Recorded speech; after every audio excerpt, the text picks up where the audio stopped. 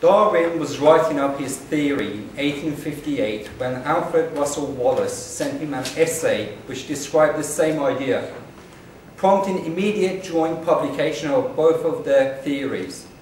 Darwin's book, The Origin of Species, provided a theory supported by scientific evidence for evolution of species. This theory proposed the randomness of genetic change, competition for survival and reproduction, and selection based on natural environment, which eventually resulted in diverse and more advanced organisms. I will refer to this as biological Darwinism. In The Origin of Species, Darwin did not address the question of human evolution. However, it was interpreted by some that humans originated from apes. Modern genetics have shown humans share 98.8% of their genes with chimpanzees. Darwin and Wallace were free thinkers who disagreed with the Christian orthodoxy. DNA and fossil evidence indicates that modern humans originated in East Africa about 200,000 years ago. Modern humans have not genetically evolved. Other human species with lesser developed brains have become extinct, and there has been no crossbreeding. In that time, modern humans have evolved from cave-dwelling tribes of hunters and gatherers to great nations with very complex societies. This type of social evolution can be explained based on principles of competition, selection, and survival of ideas that have progressed human groups and nations. I will refer to this social evolution as social Darwinism. Now, the study of religion using biological and social Darwinism. At the time of publication of The Origin of Species, religion was not generally regarded as a proper subject for scientific study. The movement of thought which Darwinism discoveries promoted contributed to the spread of conviction that religion is itself subject to determinism as part of biological and social Darwinism. Definition of psychology of religion. Psychology of religion encompasses an individual's complex and immense range of emotions, beliefs, attitudes, values, behaviors, motivations, and social environment. Observation of psychology of religion within today's society. Whether in primitive tribes, villages in developing countries, or cosmopolitan cities in developed countries, great majority of individuals believe and worship the sacred or supernatural or both. These individuals attribute characteristics to and follow a set of rituals and actions with regard to the sacred and supernatural. In major religions, there tends to be a punishment or reward in the future based on the individual's thought, speech, and actions. For example, in Christianity and Islam, there's a concept of heaven and hell, and in Hinduism and Buddhism, there's a concept of reincarnation and liberation. I will provide hypotheses for this phenomena based on biological and social Darwinism reasoning. Biological Darwinism hypothesis for psychology of religion.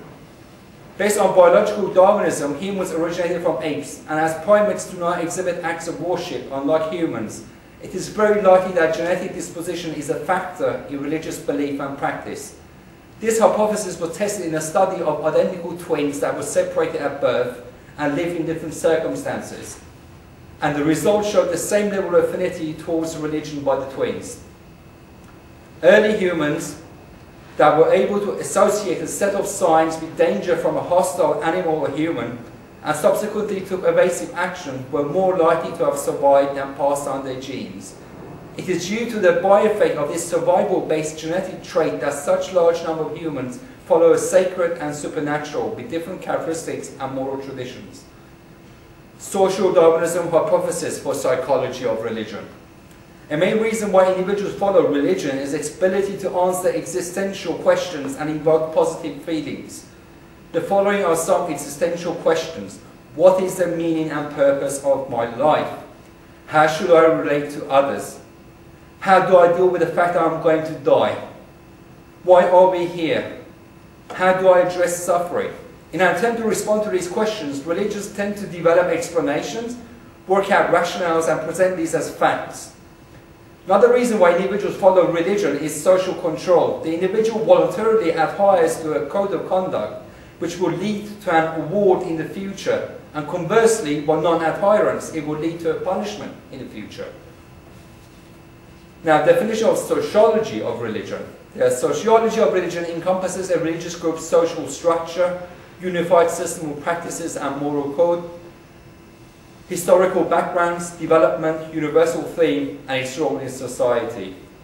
Observation of sociology of religion within today's society. Primitive tribes tend to have a holy figure, such as a shaman, whether in villages in developing countries or cosmopolitan cities in developed countries. Main religions have a mystical and holy figure that followers have not met, which they revere, follow and accept their moral authority. Examples are Jesus Christ, Prophet Muhammad, and Lord Buddha.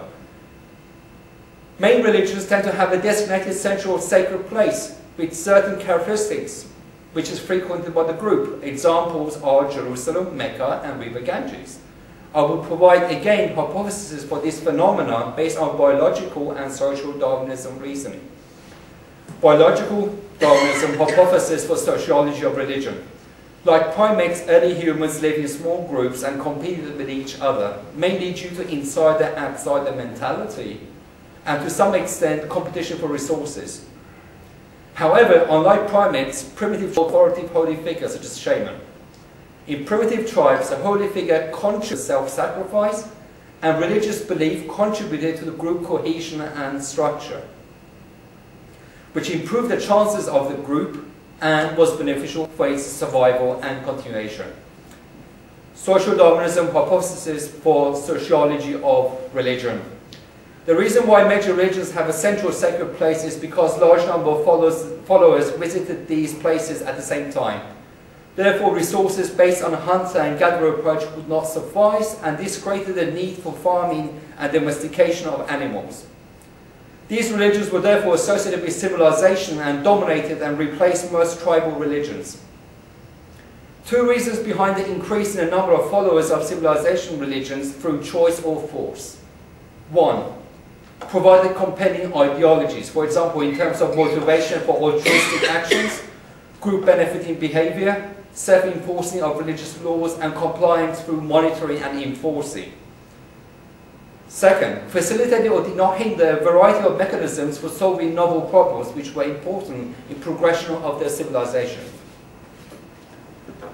And following religion due to tradition. An important factor is the continuation of religion is that children tend to follow the religion of their parents due to tradition. As children consider these inherited religions to have success,